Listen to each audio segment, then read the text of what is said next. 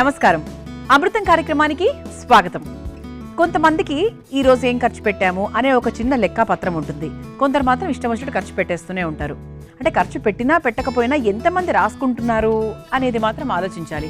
ఒకప్పటి కాలంలో అయితే ఈ రోజు ఇంత ఖర్చు అయింది అని ప్రతిరోజు ఏ ఎక్స్పెండిచర్ ఉన్నా కూడా రాసుకుంటూ ఉండేవాళ్ళు. అది చాలా చాలా మంచి పద్ధతి. అంటే ఎలాగైతే డైరీ రాస్తూ ఉంటారో చాలా మంది, ఎక్స్పెండిచర్ పుస్తకాన్ని కూడా భద్రపరచడం కూడా చాలా చాలా ఇంపార్టెంట్. కానీ ఈ మధ్యకాలం ఏంటి అంటే అన్నీ మనకు ఆన్లైన్ ట్రాన్సాక్షన్స్ ఎక్కువగా అయిపోవడం వల్ల మన చేతుల్లోంచి డబ్బులు చాలా ఈజీగా ఖర్చు పెట్టేస్తూ ఉన్నాం.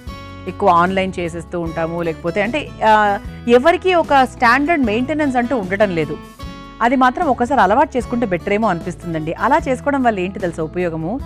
మంత్ ఎండింగ్కి మనం వృధాగా ఎంత ఖర్చు పెట్టాము అన్న విషయం కరెక్ట్గా తెలుస్తుంది. అసలు ఇది ఎందుకు ఖర్చు పెట్టాము, సరే నెక్స్ట్ మంత్ ఇలాంటి ఖర్చు పెట్టకుండా ఉండాలి, ఇటువంటి జాగ్రత్తలు వస్తూ ఉంటాయి అన్నమాట. మరి అలవాటు చేసుకుందామా? మరి అలాగే మంచి ఆహారాన్ని తినడం కూడా అలవాటు చేసుకోవాలి. అందుకే మన అమృతం కార్యక్రమం ప్రతి ఎపిసోడ్లో 2 చక్కటి ఆరోగ్యకరమైన వంటల్ని మీకు పరిచయం చేస్తూ ఉంటుంది. అందులో భాగంగా ఈరోజు మన మొదటి వంట పేరేంటో తెలుసా? బక్వీట్ ఉప్మా. బక్వీట్ గురించి మాట్లాడుకుందాము. అలాగే ఉప్మా ఏంటి, చక్కగా మనకు అల్పాహారంగా తీసుకోవచ్చు, మనకు బాక్స్లోకి పెట్టుకున్నా కూడా బాగుంటుంది. డిన్నర్లా కూడా చాలా మంది ఉప్మాలు తయారు చేసుకుంటూ ఉంటారు. మరి ముందుగా బక్వీట్ ఉప్మా తయారు చేసుకోవడానికి కావాల్సిన పదార్థాలు ఏంటో చూసేద్దాం. బక్వీట్ ఉప్మా తయారు చేసుకోవడానికి కావాల్సిన పదార్థాలు: నెయ్యి 2 టేబుల్ స్పూన్లు, ఆవాలు 1 టేబుల్ స్పూన్, జీలకర్ర 1 టేబుల్ స్పూన్, అల్లం ముక్కలు 1 టేబుల్ స్పూన్, పసుపు చిటికెడు, ఉల్లికాడలు తగినంత, టొమాటో ముక్కలు 1 కప్పు, ఉప్పు తగినంత, క్యాప్సికం ముక్కలు 1/2 కప్పు, పచ్చిమిరపకాయలు 4, క్యారెట్ ముక్కలు 1/2 కప్పు, ఉడికించిన బంగాళదుంపలు 1 కప్పు, కరివేపాకు కొద్దిగా, కొత్తిమీర కొద్దిగా, ఉడికించిన బక్వీట్ 1 కప్పు, నిమ్మరసం 1 టేబుల్ స్పూన్. బక్వీట్ ఉప్మా తయారు చేసుకోవడానికి కావాల్సిన పదార్థాలన్నీ కూడా రెడీగా ఉన్నాయి. బక్వీట్ ని మనం ముందుగా ఉడికించుకొని ఇలా రెడీగా పెట్టుకున్నాం. బక్వీట్ ఎప్పుడూ కూడా మనకి మరీ పొడి పొడిగా అవ్వడం అనేది కొంచెం కష్టమైన విషయమే. ఇలా కొంచెం ముద్దగానే అవుతుంది. అంటే కొంచెం మనం నీళ్ళు తక్కువ పోసుకుంటే ఇంకొంచెం పొడిగా చేసుకోవచ్చు. ఇది ఉప్మా కాబట్టి మనం ఈ విధంగా చేసుకున్నాం. అయితే బక్వీట్ అనేది ఒక సూపర్ ఫుడ్ అండి. సూపర్ ఫుడ్ అని దేన్ని పిలుస్తాం మనము? చాలా రకాల లక్షణాలు, మంచి పోషక విలువలు ఉంటే దాన్ని మనం హోల్సమ్ ఫుడ్ అంటూ ఉంటాం, సూపర్ ఫుడ్ అని కూడా అంటూ ఉంటాం. అలా ఏంటంటే మనకు బక్వీట్ గోధుమ పిండికి సమానంగా చాలా ప్రాంతాల్లో వాడుతూ ఉంటారు. అంటే దానికి సబ్స్టిట్యూట్గా అనమాట. సో బక్వీట్కి ఉపయోగాలు ఏంటి అంటే, ముందుగా ఇన్సులిన్ లెవెల్స్ని బాగా తగ్గిస్తుంది. ఇందులో 12 రకాల అమినో ఆమ్లాస్ ఉంటాయి.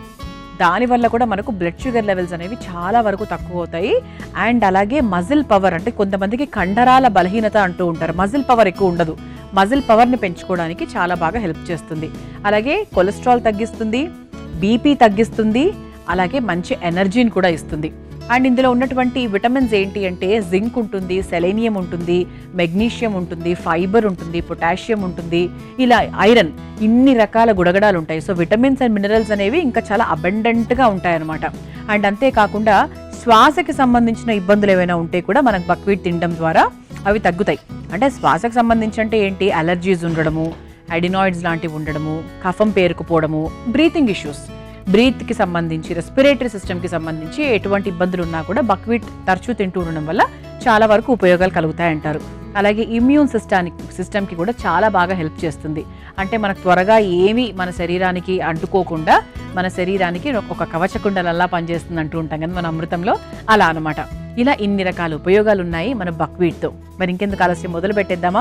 బక్వీట్తో చాలా రకాలు తయారు చేసుకోవచ్చు. అందులో ఒక రకం ఏంటి అంటే ఉప్మా. ఇది మనకు అంటే ఉదయం పొద్దున్న లేచిన తర్వాత ఏం తయారు చేసుకోవాలి బ్రేక్ఫాస్ట్గా అని ఒక ప్రశ్న అందరి మధ్యలో ఉంటుంది. మరి ఈసారి ఆలోచించకండి, బక్వీట్ తయారు చేసేసుకోండి, బక్వీట్ ఉప్మా. మరి ముందుగా బక్వీట్ని మనము చక్కగా ఉడికించుకొని పెట్టుకున్నాం కాబట్టి ఇక ఉప్మా ప్రాసెస్ మీ అందరికీ తెలిసిందే. అందులో కొత్త విషయం ఏమీ చెప్పట్లేదు నేను. కాకపోతే ఏమేమి వేస్తున్నాను ఏంటి అనేది ఒక్కసారి చూసుకుంటే మీరు సరిపోతుంది. ఇక్కడ ముఖ్యంగా స్టవ్ వెలిగించేస్తున్నానండి. ఇక్కడ ముఖ్యంగా మన అమృతం ఎప్పుడూ కూడా కాన్సన్ట్రేట్ చేసే విషయం ఏంటి అంటే, యూజ్ చేసేటువంటి పదార్థాలు, పద్ధతి, ఆ ప్రొసీజరు, ఏమేం వేస్తున్నాము అవన్నీ ఒక పక్కన పెట్టేస్తే మెయిన్ ఇంగ్రీడియంట్గా ఏం వేస్తున్నాము, దాని ఉపయోగాలు ఏంటి, వాటి గురించి మీకు చెప్పే ప్రయత్నం చేస్తాం. అంతేగాని ఉప్మా ఎవరికి తెలియదు చెప్పండి?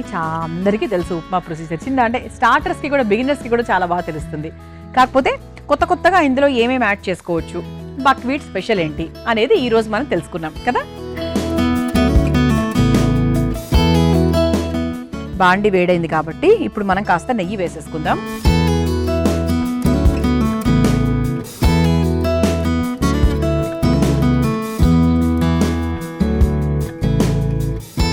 ఉప్మా ఎప్పుడు కూడా నెయ్యితో చేసుకుంటే చాలా బాగుంటుంది. నెయ్యి కాస్త కరిగిన తర్వాత ఇక మనం పోపుతో మొదలు పెట్టేసుకుందాం.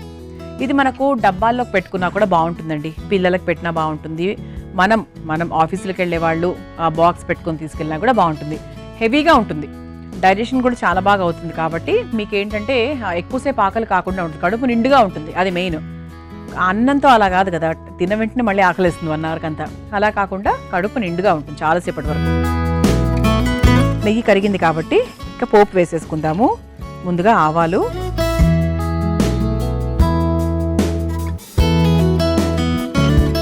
అలాగే కాస్త జీలకర్ర, అల్లం ముక్కలు, ఆ తర్వాత కాస్త పసుపు. కొంతమందికి ఉప్మా మనకి రంగులో ఉండాలనుకుంటారు, కొంతమంది వైట్గా ఉండాలనుకుంటారు. వైట్గా ఉండాలనుకున్నప్పుడు మీరు పసుపు వేసుకోనక్కర్లేదు. ఇది ఒకసారి కలిపేసుకున్నాక ఉల్లికాడలు వేసుకుందాం. అంటే మనం ఉల్లిపాయలు వేసుకోవట్లేదు కాబట్టి ఉల్లికాడలు వేసుకుంటున్నాం. ఆ తర్వాత టొమాటో ముక్కలు,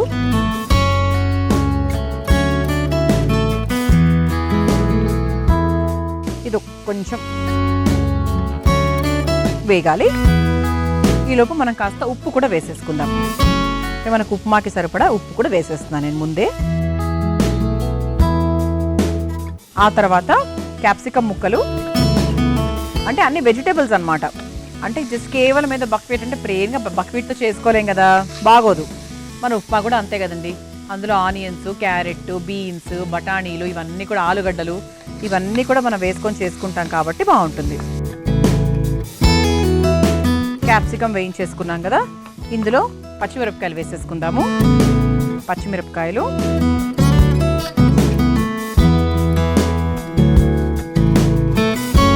ఆ తర్వాత క్యారెట్ ముక్కలు, అలాగే బంగాళదుంపలు కూడా. ఇది ఒకసారి వేయించేసుకుందాం. బంగాళదుంపలు మాత్రమే ఉడికించినవండి, మిగతావని పచ్చిగానే వేస్తున్నాను. ఇప్పుడు మనం ఇందులో కాస్త కరివేపాకు కూడా వేసేసుకొని కాస్త నీళ్లు పోసుకుందాం. అంటే కొంచెం మనకు ముక్కలు కాస్త ఉడికేదాకా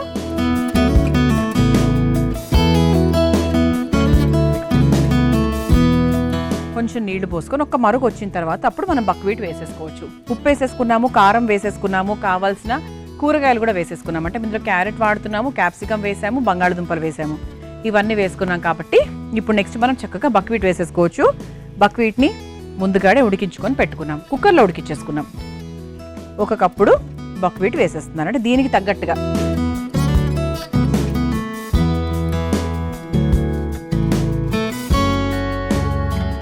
అంటే మనకు వెజిటబుల్స్ ఎక్కువగా ఉండాలి, బక్వీట్తో సమానంగా ఉండాలి అనుకుంటే ఇంత వేసేసుకోవచ్చు, లేదు ఇంకొంచెం ఎక్కువగా వేసుకోవాలి అంటే కూడా వేసుకోవచ్చు.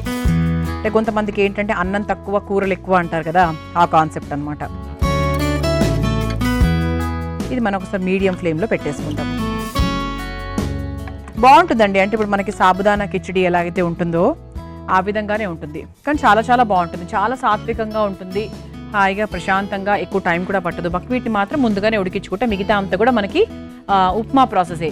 ఎప్పుడు అదే బొంబాయి రవ్వ ఉప్మా, ఎప్పుడు గోధుమ రవ్వ ఉప్మా కాకుండా కొంచెం కొత్తగా ఇలా ట్రై చేస్తే కూడా చాలా మంచిది. ఎందుకంటే ఎప్పుడు ఆరోగ్యం ఎక్కడ ఉంటుందో అక్కడ కొంచెం టైం ఎక్కువ తీసుకుంటుంది, అది మాత్రం 100% మనం ఒప్పుకోవాలి.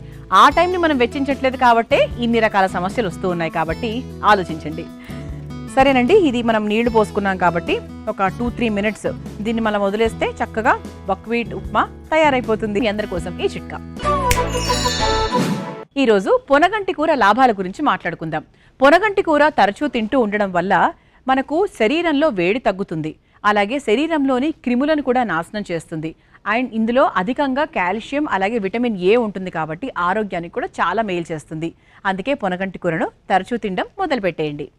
మనం వేసుకున్న నీళ్ళవన్నీ కూడా చక్కగా ఆవిరైపోయాయి, బాగా దగ్గర పడింది. ఇప్పుడు చివరిగా కాస్త కొత్తిమీర వేసేసుకుందాము. కొత్తిమీర వేసుకొని స్టవ్ ఆఫ్ చేసేయచ్చు. ఆఫ్ చేసేసుకొని మనకి ఉప్మా అంటే చక్కగా కాస్త నిమ్మరసం చల్లుకుంటే బాగుంటుంది కదా. ఇష్టం లేకపోతే వదిలేయచ్చు, ఇబ్బంది ఏం లేదు. నిమ్మకాయ మంచిది, ఒకటి విటమిన్ సి కాబట్టి ఏ కాలంలో అయినా కూడా మనకు నిమ్మకాయ చాలా చాలా మేలు చేస్తుంది. కానీ కొంతమందికి ఏంటంటే అదే రుచి డామినేట్ చేస్తుంది అని కొంతమంది వేసుకోరు. అంటే ముఖ్యంగా ఇటువంటి వాటిలో సాధారణంగా నిమ్మకాయ తిన్నప్పటికీ కూడా ఇలా పైనుంచి వేసుకోమంటే కొంచెం వెనక ముందు అవుతూ ఉంటారు. అది అఫ్కోర్స్ మీ ఇష్టం. ఇవన్నీ యాడ్ ఆన్స్ అనమాట. ఇష్టం ఉంటే హాయిగా వేసేసుకోవడమే. మనం ఇలా చక్కగా ఒక బౌల్లోకి తీసుకొని బోర్లు ఇచ్చేసుకోండి.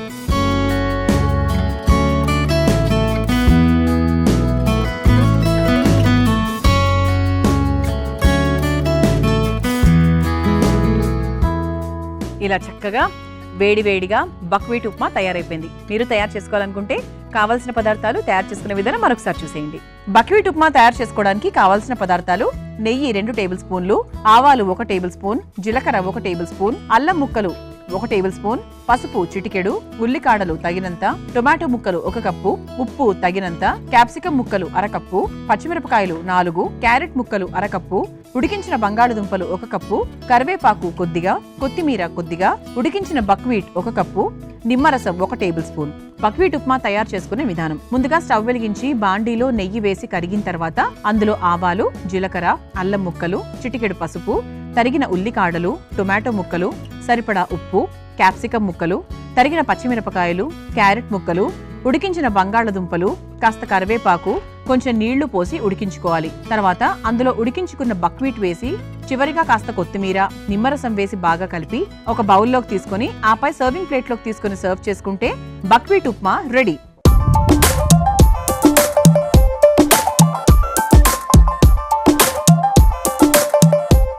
చూసారు కదా బక్వీట్ ఉప్మా ఎలా తయారు చేసుకోవాలో. రుచి చూసి ఎలా ఉందో చెప్తాను.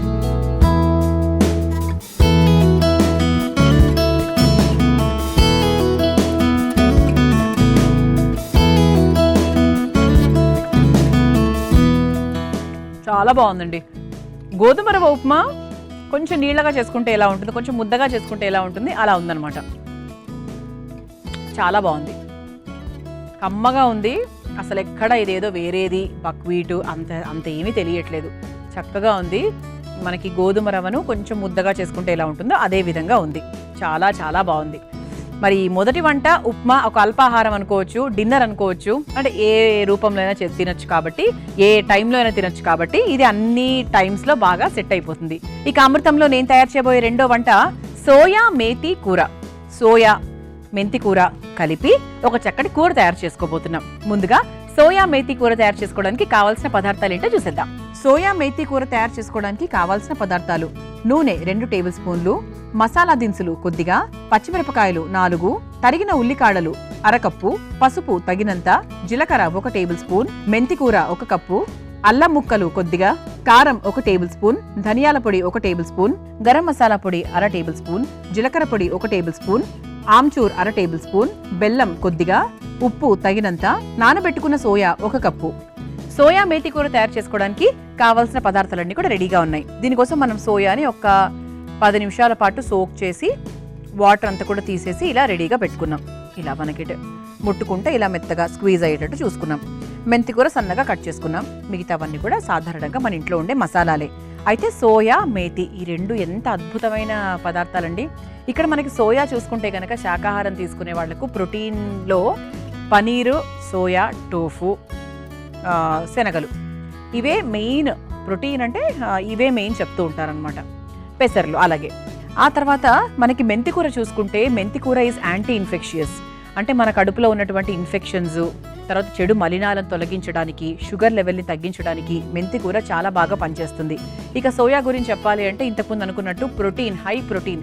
పిల్లలకు సోయా చంక్స్ కూడా ఉంటాయి. వాళ్ళు చక్కగా ఇలా వేయించేసి వాళ్ళకు చిన్న స్నాక్ లాగా ఇస్తే కూడా వాళ్ళు చాలా ఎంజాయ్ చేస్తారు. అలాగే సోయా ఈ రూపంలో తీసుకుంటే మీరు కూరల్లాగా, తర్వాత పులావ్ లాగా కూడా తయారు చేసుకోవచ్చు. చాలా చాలా మంచి సోర్స్ ఆఫ్ ప్రోటీన్ అన్నమాట. అలాగే లేడీస్కి మెనోపాజ్ టైంలో కూడా ఇది చాలా బాగా సహాయపడుతుందండి. అంటే ఆ టైంలో రకరకాల హార్మోనల్ చేంజెస్ అవన్నీ ఉంటాయి కాబట్టి మనకు ఇది చాలా బాగా హెల్ప్ చేస్తుంది. కానీ థైరాయిడ్ ఉన్న వాళ్ళు సోయా ఎక్కువ తినకూడదు అని ఒక మాట అంటే నాకు చాలాసార్లు వినిపించింది. బట్ అది ఆ నిజాలు చెప్పడానికి నేను డాక్టర్ని కాదు, కానీ అది తెలియదు. అదొకసారి మీరు కనుక్కోవాలి. సో సోయా ఏంటి అంటే సాధారణంగా మనకు బ్లడ్ షుగర్ లెవెల్స్ తగ్గించడానికి చాలా హెల్ప్ చేస్తుంది. క్యాలరీస్ చాలా తక్కువగా ఉంటాయి, చాలా మంచి డైజెషన్ కూడా అవుతుంది. చాలా simple food but super food అన్నమాట. ఇక మెంతి కూర కూడా మనకు క్యాన్సర్ కారకాన్ని తగ్గిస్తుంది, అలాగే బ్లడ్ షుగర్ లెవెల్స్ తగ్గిస్తుంది, కొలెస్ట్రాల్ తగ్గిస్తుంది, చాలా రకాల విటమిన్స్ మినరల్స్ ఉంటాయి. అలా మనకు మెంతి కూర సోయా ఈ రెండు కూడా ఈక్వల్గా పోటాపోటీగా ఉన్నాయని చెప్తా ఈరోజు మన వంటలో అయితే. మరి దీంతో ఒక కూర తయారు చేసుకుందాం. ఇది మనకు సోయా ఉపయోగిస్తున్నాం కాబట్టి పులావ్లోకి, చపాతీలోకి, రోటీలోకి వాటిలోకి ఇంకా బాగుంటుంది. రైస్లో కూడా తినచ్చండి, అట్లా ఏం లేదు. ఇది ఇందులోనే తినాలి అన్నట్టుగా ఏం లేదు. ఇది చక్కగా మనకు రైస్లో కూడా తినచ్చు. కాకపోతే మనం వేసే ఇంగ్రీడియంట్స్ హోల్ గరం మసాలా ఇవన్నీ వేస్తున్నాం కాబట్టి కొంచెం మసాలా ఐటమ్స్ కాబట్టి మనకు చపాతీ గ్రేవీ లాగా అలా తింటే బాగుంటుంది అనేది అభిప్రాయం అంతే. అది మనం ఎలాగైనా తినేయచ్చు. ముందుగా స్టవ్ వెలిగించేసుకుందాం. మెంతి కూర మనకు బ్రెయిన్కి కూడా చాలా బాగా పనిచేస్తుందండి. అంటే బ్రెయిన్లో ఉన్నటువంటి నర్వస్ సిస్టమ్ని ఇంప్రూవ్ చేయడానికి, మెమరీని పెంచడానికి, అలాగే వెయిట్ మేనేజ్మెంట్, ఇలా చాలా రకాలుగా మనకు మెంతి కూర ఉపయోగపడుతుంది. బాండి వేడైంది కాబట్టి కాస్త నూనె వేసేసుకుందాం. ఆయిల్ కాస్త వేడైంది కాబట్టి ముందుగా హోల్ గరం మసాలా దినుసులు వేసుకుందాం. ఇందులో బిర్యానీ ఆకు, ఇలాచి, లవంగము, చెక్క ఈ 3 ఉన్నాయి. ఆ తర్వాత పచ్చిమిరపకాయలు, పచ్చిమిరపకాయలు వేయించేసిన తర్వాత ఉల్లికాడలు కూడా సన్నగా తరుక్కొని వేసుకుంటున్నాం. ఎందుకంటే మనం ఉల్లిపాయలు వేయట్లేదు కాబట్టి ఉల్లికాడలు వేసుకుంటున్నాం. ఆ తర్వాత ఇందులో కాస్త పసుపు వేసేసుకుందాం. చక్కటి యాంటీ ఇన్ఫ్లమేటరీ, యాంటీ ఇన్ఫెక్షియస్ చాలా రకాలు ఉంటాయి మనకి పసుపులో. పసుపుని కూడా కాస్త వేయించేసాము. తర్వాత మనం మెంతి కూర వేసేసుకుందాం. ఓకే, జీలకర్ర ఉంది, జీలకర్ర వేసేసుకుని ఆ తర్వాత మెంతి కూర వేసేసుకుందాం. జీలకర్ర కొంచెం ఫ్రై అయిన తర్వాత ఆ తర్వాత సన్నగా తరుక్కున్నటువంటి మెంతి కూర. మెంతి కూర మనకు చిరు చేదు ఉంటుంది, అందుకే మనం ఇట్లా వేయించేసుకొని కూరలు కానీ అవన్నీ వేసి చేసుకుంటూ ఉంటాం. ఆ చేదు వల్లనే మనకు శరీరంలో ఉన్నటువంటి ఆ ఇన్ఫెక్షన్స్ ఏవైతే ఉంటాయో అవి ఈజీగా వెళ్ళిపోతాయి అన్నమాట. ఇది ఒకసారి వేయించేసుకుందాం. ఇది ఒకసారి వేయించేసుకున్నాం కాబట్టి ఇందులో కాస్త అల్లం ముక్కలు,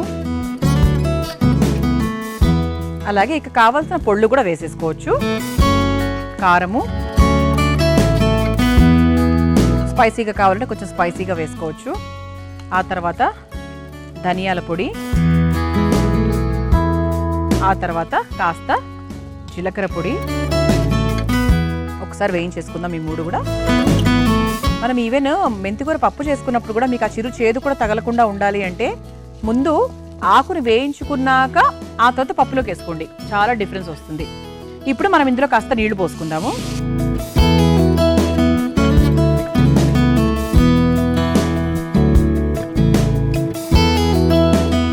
ఆ తర్వాత ఇందులో కాస్త ఆమ్చూరు పొడి కూడా వేసుకుందాము, కొంచెం ఆ చట్పట్ టేస్ట్ రావడానికి. అలాగే కొంచెం మనకు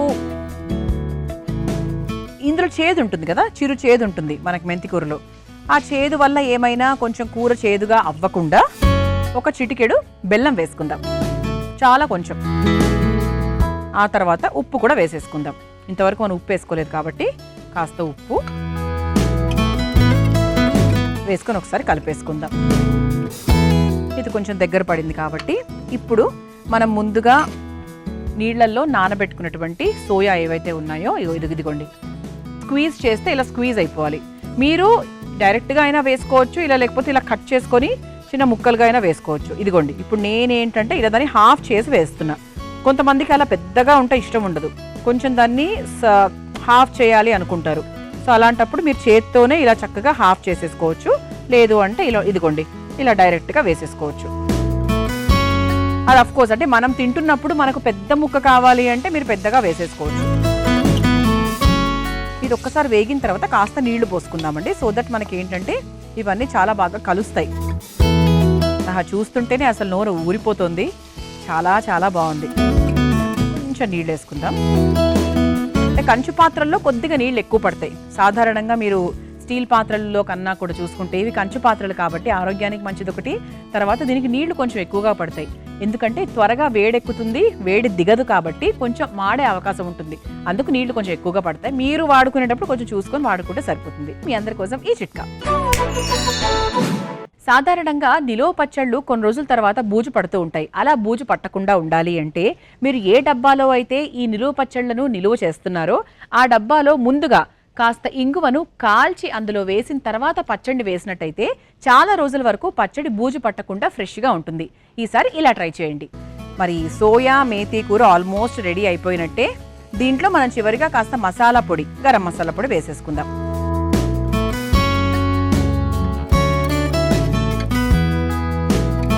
ఇది అన్నానికి కూడా చాలా బాగుంటుందండి. చక్కగా మెంతి కూర అన్ని మనం ఇంట్లో ఉండే పొళ్ళు, కారము, ధనియాల పొడి ఇవన్నీ వేసిన తర్వాత ఇది మన నార్త్ ఇండియన్ కర్రీ మాత్రమే అనడానికి లేదు అస్సలే. కలిపేసుకున్నాం కాబట్టి చక్కగా ఒక బౌల్లోకి తీసేసుకుందాం.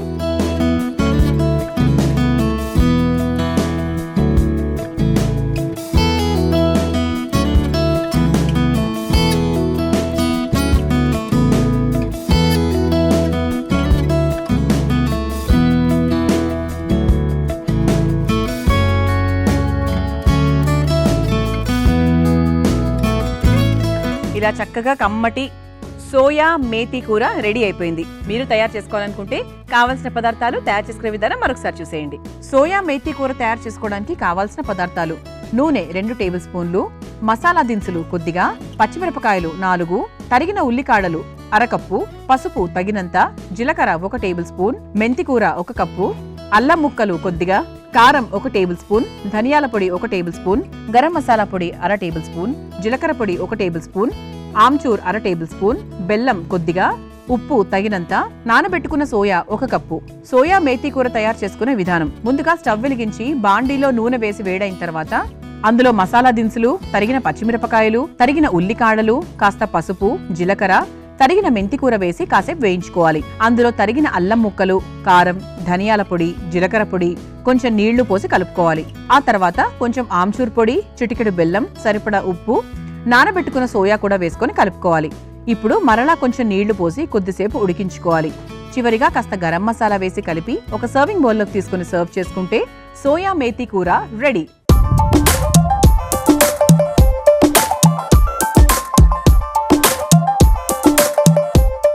చూసారు కదా, సోయా మేతి కూర ఎలా తయారు చేసుకోవాలో. రుచి చూసి ఎలా ఉందో చెప్తాను.